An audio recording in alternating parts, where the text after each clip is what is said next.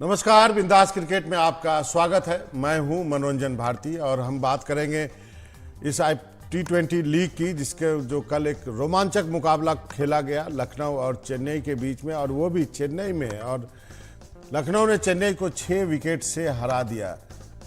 चेन्नई ने लखनऊ को 211 रन का लक्ष्य दिया था, लेकिन लखनऊ ने 19.3 ओवर यानी 3 बॉल रहते ही 4 विकेट गंवा करके ये लक्ष्य हासिल कर दिया। सबसे पहले बल्लेबाजी करने उतरी चेन्नई की शुरुआत अच्छी नहीं रही। अजिंक्य रहाणे 1 रन बना के आउट हुए। डेरिल मिचेल भी 11 रन बना के आउट हो गए, लेकिन ऋतुराज गायकवाड़ और शिवम दुबे ने पारी को संभाला। ऋतुराज गायकवाड़ ने शानदार शतक बनाया 60 गेंदों पर 108 रन। उसके अलावा शिवम दुबे ने भी अच्छी पारी खेली। हमेशा की तरह उन्होंने अच्छा खेल दिखाया। 27 गेंदों में 66 रन बनाए। और आपको बताऊं, जब लखनऊ आई तो शुरुआती झटके उसे भी लगे। 33 रन पर 2 विकेट गंवा दिए, लेकिन स्टॉनिश ने क्या पारी खेली। शतक बनाया 124 रन, और उसके बाद निकोलस पूरन के साथ जो उसकी साझेदारी हुई और मैच जीत लिया। सीएसके को चेपॉक में हराना कोई मजाक नहीं है, बहुत बड़ी बात और बहुत बड़ी जीत जो है लखनऊ ने हासिल की है कल। इस पे बात करने के लिए हमारे साथ हमारे मेहमान भी है, इनाक्षी हैं, राजेश चौहान जी है और आज प्रखर भी हमारे साथ हैं। सबसे पहले चौहान साहब, आपको कल का मैच बताएं। किसी ने सोचा था कि चेन्नई हार जाएगी? मैं क्या बताएगा, अच्छी क्रिकेट देखने मिली, मतलब रियल में बहुत अच्छी क्रिकेट जिसको बोल सकते हैं।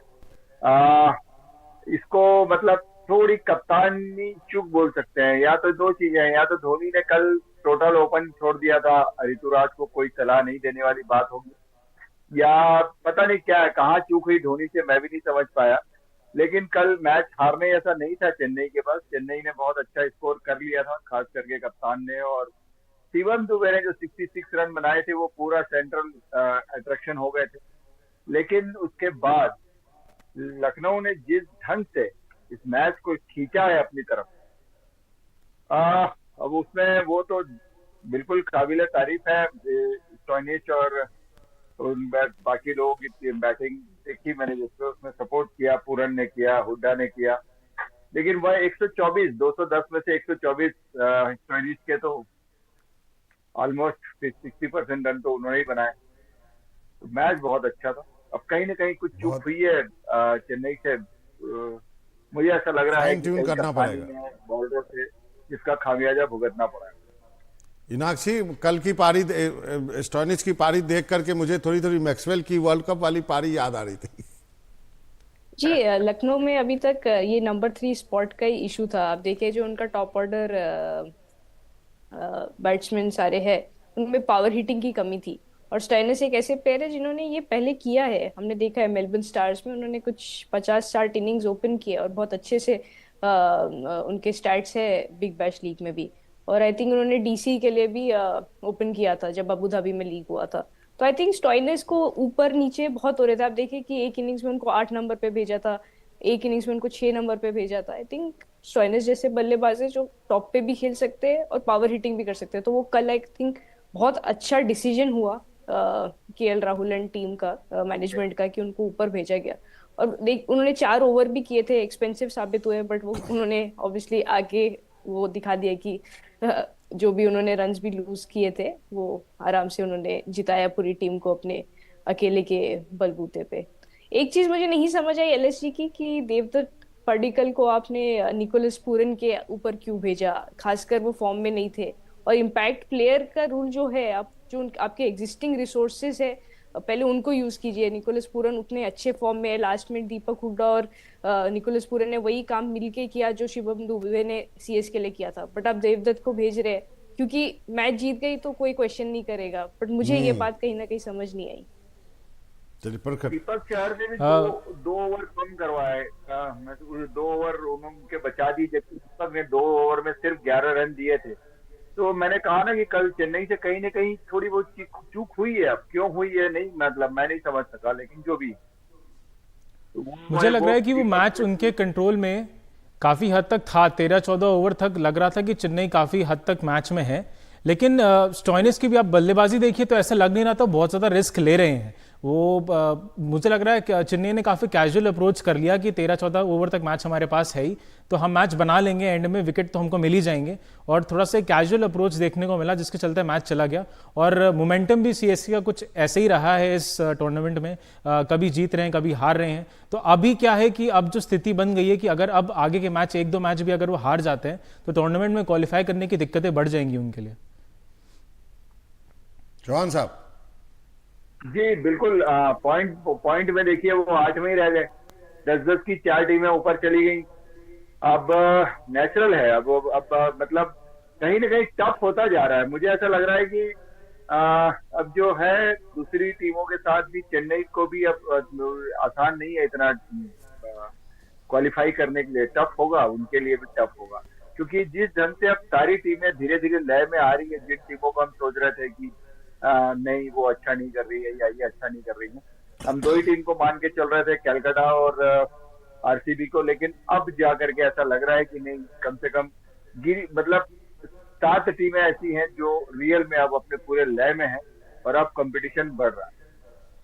मीनाक्षी, एक सवाल यहाँ बनता है कि जिस ढंग से शिवम दुबे का फॉर्म है, जिस ढंग से लगातार खेल रहे हैं, आपको लगता है कि उनकी जगह वर्ल्ड कप के वाली T20 टीम में जरूर होनी चाहिए? बहुत सारे लोग इस बात पर ये इसमें चर्चा करना चाहते हैं, जानना चाहते हैं।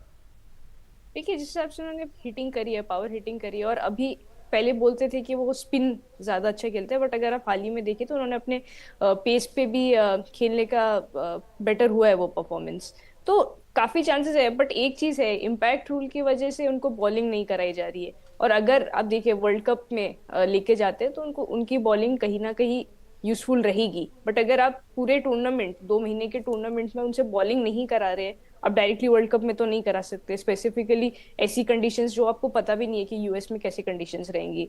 बट ऑब्वियसली अभी फ्रेंचाइजी के अंडर है, और फ्रेंचाइजी ने एक सेट रोल बना रखा है शिवम दुबे का कि उनको आना है और उनको हिट करना है, जो वो बहुत अच्छा निभा भी रहे हैं। तो मुझे लगता है इंडियन पर्सपेक्टिव से देखें तो कहीं ना कहीं उनको बॉलिंग भी करवानी चाहिए, बट डेफिनेटली जैसे अभिषेक शर्मा हो गए, शिवम दुबे हो गए, तो उनको हिटिंग, पावर हिटिंग कैपेबिलिटीज के लिए एक चांस तो दिया जा सकता है। चौहान साहब, आपको लगता है कि लगातार ऐसा रोल निभाना, सबको रोल दिया जाता है, लेकिन कोई आके पहली बॉल से जैसे शिवम दुबे खेल रहे हैं, मुझे तो बड़ा ताज्जुब हो रहा है कि भाई हर मैच में परफॉर्मेंस है। नहीं, आपको अकेले नहीं, हम लोग को भी ताजुब हो रहा है। मतलब इतना आसान नहीं होता ये, मतलब एक होता है ना कि जो या तो बहुत ज्यादा फॉर्म में है, व्यक्ति बहुत ज्यादा फॉर्म में रहे तो, और या तो बहुत ज्यादा टैलेंटेड रहे, 2 चीजें रहती। तो ये मुझे ऐसा लग रहा है कि इन्होंने बहुत ज्यादा टैलेंटेड है ये बच्चा। अब ये है कि अब जैसे राक्षी ने कहा कि बॉलिंग, तो मुझे ऐसा लग रहा है कि शायद ऐसा तो नहीं है कि वो इंजरी से बचा ले, वर्ल्ड कप को खिलाना है, या इंजरी से बचाने के लिए वो उसको बॉलिंग नहीं करवा रहे हो, और या वर्ल्ड कप की स्ट्रेटेजी में वो बीच पे ऐसे बैटिंग लाइनअप पे फिट हो रहे हो जहां उनको रन बनाने हैं, और बॉलर का काम वो दूसरे से करवाना चाह रहे हैं। कहीं ना कहीं कुछ ऐसी स्ट्रेटेजी रही होगी। क्योंकि मैं जितना धोनी को जानता हूँ, बगैर स्ट्रेटेजी के कोई भी काम नहीं करता। इनाक्षी, लखनऊ की जैसे आपने बात की कि मैच जीत गए तो वो कमी दिख नहीं रही है, 3 नंबर वाली जो दिक्कत है उनके साथ, पर क्योंकि देवदत्त पड्डीकल का एक्सपेरिमेंट भी शुरुआत से फेल रहा है। बिंदास क्रिकेट में आपका एक बार फिर से स्वागत है। तो आज के मैच की बात कर लेंगे। आज T20 लीग में गुजरात और दिल्ली के बीच मुकाबला है। दोनों टीमों के बीच ज़्यादा मुकाबले अब तक नहीं खेले गए हैं। गुजरात ने पिछले मैच में दिल्ली ने गुजरात को शिकस्त दी थी। इनाक्षी हमारे साथ है। इनाक्षी, आप बताएं, पिछले मैच आपको याद होगा बुरी तरह गुजरात हार गई थी। आज क्या उम्मीद करें कि करारा जवाब दिया जाएगा गुजरात की तरफ से? देखिए, कोशिश तो है, क्योंकि आप देखिए उनके जो मिडिल ऑर्डर है, 4th 5th 6th, उन्होंने मिलके कुछ 300 रन बनाया है, जो कि लीस्ट है आईपीएल में सारी टीम्स में। आप देखिए तो मिडिल ऑर्डर उनका बहुत बड़ा इशू है, और दोनों ही टीम्स में गिल और वार्नर इनकंसिस्टेंट रहे। वार्नर, गिल ने तो फिर भी बड़े स्कोर किए, वार्नर ने 20 के ऊपर भी रन नहीं बनाया अगर आप उनकी लास्ट 4 इनिंग्स देखे तो। दोनों टीम्स में ही काफी इश्यूज है जो देखने हैं, क्योंकि अब देखिए उनका बॉलिंग यूनिट जो है, गुजरात का जो बॉलिंग यूनिट है, पिछली बार काम किया, और डीसी और गुजरात दोनों ऐसी टीम है जिन्होंने स्पिनर्स का बहुत अच्छे से इस्तेमाल किया है। 19 और 18 विकेट सिर्फ स्पिनर्स के बेसिस पे लिए दोनों टीम ने, और वो चीज आज काम करना बहुत जरूरी है। छोटा ग्राउंड है, बारिश हुई है दिल्ली में, पिच भी थोड़ा फ्लैट रहेगा, और जिस हिसाब से हमने पिछली बार देखा था जो हैदराबाद ने आके दिल्ली में किया था, आज वार्नर को अगर वो रेप्लिकेट कर पाएंगे डीसी के लिए, तो कहीं ना कहीं गुजरात दिक्कत में आ सकते हैं। वही चीज अगर शुभमन गिल वो पावर हिटिंग दिखा सकते हैं अपनी, और जो अपने शॉट्स खेलते हैं वो विकेट ना गवाए और एंड तक टिके रहे, तो दोनों टीम में कहीं ना कहीं बैलेंस्ड लग रहा है इन टर्म्स ऑफ कि दोनों टीम में के वीकनेसेस और दोनों टीम के स्ट्रेंथ्स थोड़े सिमिलर ही है। मीनाक्षी, दिल्ली की मैं बात करना चाहूंगा, क्योंकि दिल्ली एक ऐसी टीम ऑन पेपर भी दिखती है कि बहुत बैलेंस्ड है, गेंदबाजी बहुत अच्छी है, बल्लेबाजी क्रम भी बहुत लंबा है। तो इस सीजन सबसे बड़ी समस्या क्या रही है दिल्ली के साथ? वैसे तो हर सीजन दिल्ली के साथ कुछ ना कुछ दिक्कत हो ही जाती है कि टीम तो हमेशा अच्छी दिखती है लेकिन पॉइंट्स टेबल में वो नजर नहीं आता है। इस बार मेजर कंसर्न क्या है आपके लिए? आई थिंक सबसे मेजर कंसर्न तो एक ऐसी चीज है जो हमारे कंट्रोल में या टीम के कंट्रोल में नहीं है, वो है उनकी इंजरीज। अब देखिए उन्होंने मार्श को लिया, मार्श एक काफी इंपॉर्टेंट रोल प्ले करने वाले थे टीम में, वो चले गए। और अब देखिए कि उनके इंजरीज के बावजूद भी प्लेयर का फॉर्म बहुत इनकंसिस्टेंट रहा है। पंत एक ऐसे प्लेयर है जो अभी कमबैक किए, और वो टॉप दिल्ली कैपिटल्स के लिए बैटिंग अगर हम रन्स देखें तो पंत टॉप पे है, और कोई भी ऐसा उनका टॉप ऑर्डर बैटर नहीं है जो टॉप पे है। हालांकि अगर आप स्टार्टिंग में आते हैं, पावर प्ले में खेल रहे हैं, फील्डिंग रेस्ट्रिक्शंस में रन बना रहे हैं, तो वार्नर पृथ्वी शॉ को वो काम करना चाहिए, बट वो हमें नहीं दिखा है। हमें दिख रहा है कि पंत पे वो रिस्पॉन्सिबिलिटी आ जाती है। पिछली बार भी यही हुआ कि पंत इतना नीचे आए जब 266 जैसा एक स्कोर खड़ा करना था, और स्टार्टिंग में पावर हिटिंग होने के बाद भी वो जो क्रम्बल किए हैं, तो वो आई थिंक एक बैटिंग उनकी दिक्कत है। क्योंकि बॉलिंग में तो कहीं ना कहीं ईशांत ने भी अच्छी बॉलिंग की है, खलील ने भी अच्छी बॉलिंग की, और कुलदीप यादव है उनके पास। कुलदीप यादव तो जब से वो वर्ल्ड कप में ही एक 2.0 कुलदीप आया तब से ही अच्छा कर रहे हैं। पिछली बार भी उन्होंने ही ऐसा रेस के अगेंस्ट थोड़ा कम उनको रिस्ट्रिक्ट किया था। चलते मीनाक्षी, पंत है ना हमारे T20 के विकेट कीपर वर्ल्ड कप के लिए। देखिए लग तो रहा है, गांगुली ने भी यही बोला है कि उनको लगता है कि 100% रहेंगे पंत। और पहले यही लग रहा था कि कितनी देर तक वो इस टूर्नामेंट में चल पाएंगे, बट अभी तक जितने भी मैचेस हुए उन्होंने विकेट कीपिंग हर मैच में की है, कोई अच्छी इंजरी करी है। इश्यूज नजर नहीं आए, और विकेट कीपिंग बहुत अच्छी करी है। चलिए, तो लगता बहुत तो है। बहुत शुक्रिया मीनाक्षी आपका हमसे जुड़ने के लिए, समय निकालने के लिए बहुत बहुत धन्यवाद। वक्त है छोटे से ब्रेक।